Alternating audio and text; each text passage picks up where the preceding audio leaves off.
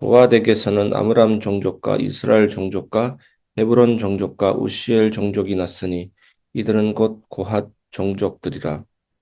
계수된 자로서 출생 후 1개월 이상 된 남자는 모두 8,600명인데 성소를 맡을 것이며 고핫 자손의 종족들은 성막 남쪽에 진을 칠 것이요 우시엘의 아들 사바는 고핫 사람의 종족과 조상의 가문의 지휘관이 될 것이며 그들이 맡을 것은 증거계와 상과 등잔대와 제단들과 성소에서 봉사하는 데 쓰는 기구들과 휘장과 그것에 쓰는 모든 것이며 제사장 아론의 아들 엘르아살은 레위인의 지휘관들의 어른이 되고 또 성소를 맡을 자를 통할할 것이니라. 아멘. 하나님은 가장 거룩한 것을 가장 가까이에 맡기신다라는 제목으로 말씀을 같이 나누도록 하겠습니다. 우리는 보통 교회에서 중요한 일이라고 생각하면 제일 먼저 다음과 같은 것들이 떠오르게 될 것입니다. 앞에 서서 행하는 사람들, 말하는 일들, 드러나는 일들. 그래서 자연스럽게 이렇게 생각합니다. 저런 일들은 아무나 못하는 것 아니냐? 저 자리는 특별한 사람만 하는 거야. 그런데 오늘 본문을 가만히 읽어보면 하나님은 중요한 일을 특별한 사람에게 맡기시기보다 은혜로 부르신 사람들을 가장 가까이에 두시고 사람에게 맡기신다는 것을 보게 됩니다.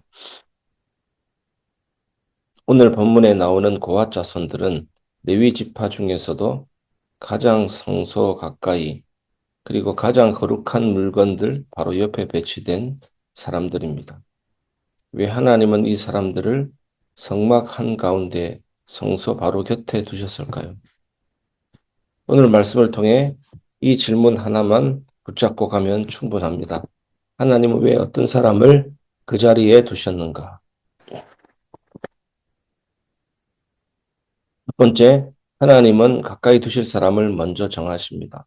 27절을 보면 고핫 자손의 이름이 나옵니다. 아므람, 이스할, 헤브론, 우시엘. 그리고 28절에서 바로 이렇게 말합니다. 성소를 맡을 것이며 이게 굉장히 중요한 흐름입니다. 왜냐하면 하나님은 일을 먼저 말하지 않고 사람을 먼저 부르시기 때문입니다. 이 사람들의 공통점이 무엇일까요? 잘난 기록이 없습니다. 대단한 업적도 없습니다. 그런데 하나님은 이들을 성소 가까이에 두십니다. 이유는 하나입니다. 하나님은 능력 있는 사람을 가까이 두시는 분이 아니라 은혜로 부르신 사람들 가까이 두십니다. 나의 공로가 아닙니다. 그래서 성경은 8,600명이라는 숫자를 말하면서도 그 숫자를 자랑하지 않습니다. 오히려 성소를 맡을 것이다 라고 말합니다. 사랑하는 성도 여러분, 하나님께 가까이 간다라는 것은 은혜입니다. 하나님이 특별히 주신 영광이고 축복입니다. 에스더서에 보면 에스더가 유다 백성이 다 죽게 된 상황 가운데서 아수에로 왕 앞에 나아가서 독대해서 사연을 말할 작정을 합니다. 이것은 대단히 위험한 일입니다. 그 당시 바벨론 왕 앞에 왕이 부르지 않는 가운데 나가는 자는 의심받게 됩니다. 왕을 암살하는 자로 의심받게 됩니다. 왕이 만약에 금호를 내밀지 않으면 그 자리에서 즉시 사형이 되는 것입니다. 이 위험을 알고도 에스더는 나아가기로 작정합니다. 죽으면 죽으리라 작정합니다. 그리고 모르드게에게 금식을 부탁을 합니다. 그리고 많은 분들과 함께 금식을 해달라고 부탁을 합니다. 그리고 에스더가 왕 앞에 나아갑니다. 왕 앞에 나아가는데 아수에로 왕이 얼마나 기뻤던지 에스더가 예뻤던지 금호를 내밉니다. 그래서 왕 앞에 나아가게 됩니다. 하나님 앞에 가까이 나아간 것도 마찬가지입니다. 은혜를 베풀어 주셨기 때문에 가까이 나아가게 됩니다. 아수에로 왕은 그것을 보여줍니다. 금호를 내밀었기 때문에 에스더가 목숨을 건지고 왕 앞에 말할 수 있는 것입니다. 가까이 갈 수 있는 것입니다. 그래서 하나님은 아무나 가까이 두지 않으십니다. 은혜로 부른 사람을 가까이 두십니다. 두 번째, 하나님은 가장 무거운 책임을 가장 조용한 사람에게 맡기십니다. 31절을 보십시오. 그와 자손이 맡은 물건들이 나옵니다. 증거궤, 상, 등잔대, 제단, 성소에서 봉사하는데 쓰는 모든 기구들. 이게 무엇을 의미하냐면 예배의 심장부를 맡았다는 뜻입니다. 눈에 띄는 일이 아닙니다. 말하는 일이 아닙니다. 그런데 예배가 무너지느냐 서느냐를 결정하는 자리입니다. 일을 지키는 게 아니라 거룩함이 무너지지 않도록 지키는 사람들입니다. 우리 교회 모든 성도님들도 이렇게 교회의 질서와 거룩함을 지키는 사람들임을 믿으시기를 바랍니다. 건강한 교회의 표지는 말씀이 살아있고 성례가 살아있고 권징이 살아있는 교회가 건강한 교회입니다. 잘했다 못했다 책망을 하나님 말씀 앞에서 펼치지 않으면 교회는 세상과 같습니다. 결코 건강한 교회가 될 수 없습니다. 그래서 자꾸 반복이 되는 것입니다. 지킨다, 책임을 맡긴다. 왜 반복하냐면 그 일이 얼마나 중요한지 강조하기 위해서입니다. 사랑하는 성도 여러분, 하나님 나라에서는 조용한 사람이 가벼운 일을 맡는 게 아닙니다.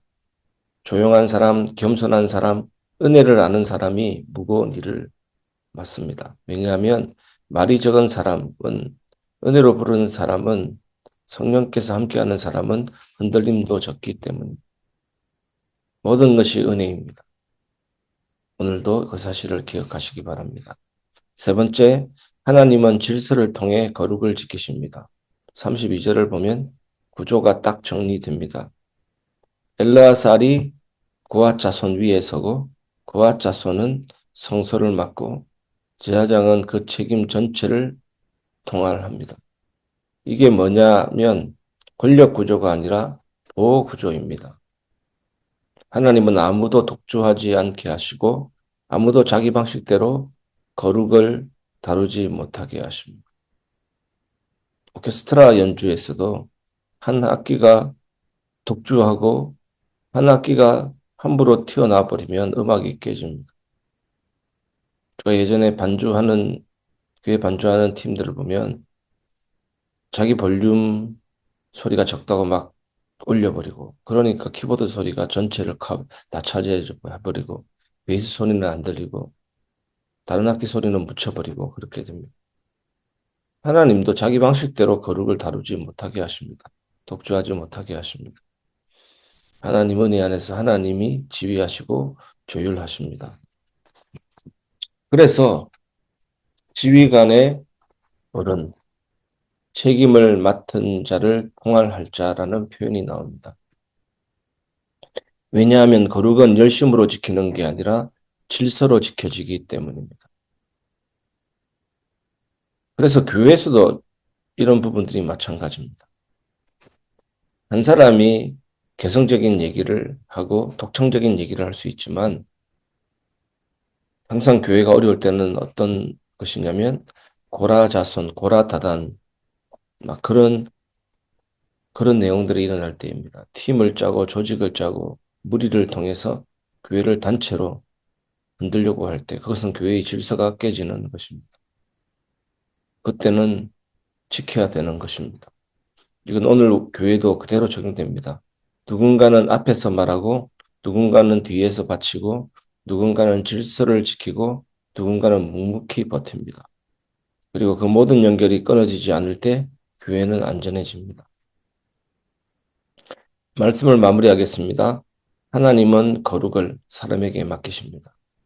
사랑하는 성도 여러분, 오늘 본문을 한 문장으로 정리하면 이겁니다. 하나님은 가장 거룩한 것을 가장 가까운 사람에게 맡기십니다. 그리고 그 사람은 권이 아니라 은혜, 영광, 헌신입니다. 우리 모두가 은혜 속에서 헌신하는 그런 교회로, 더욱더 교회다운 교회로 세워지게 될 줄 믿습니다. 혹시 지금 여러분이 서 있는 자리가 눈에 안 띄는 자리입니까? 말할 기회가 없는 자리입니까? 누가 알아주지 않는 자리입니까? 그렇다면 이 말씀을 꼭 붙드십시오. 하나님은 지금도 거룩을 지킬 사람을 찾으시고 그 사람을 조용히 가장 가까이에 세우십니다. 그리고 그 자리에서 오늘도 하나님은 예배를 살리시고 공동체를 살리시고 다음 세대를 보호하고 계십니다. 사랑하는 성도 여러분, 여러분이 서 있는 그 자리가 하나님께 가장 가까운 자리일 수 있습니다. 오늘 그 하나님 앞에 나아가시기를 주 예수님의 이름으로 축복합니다.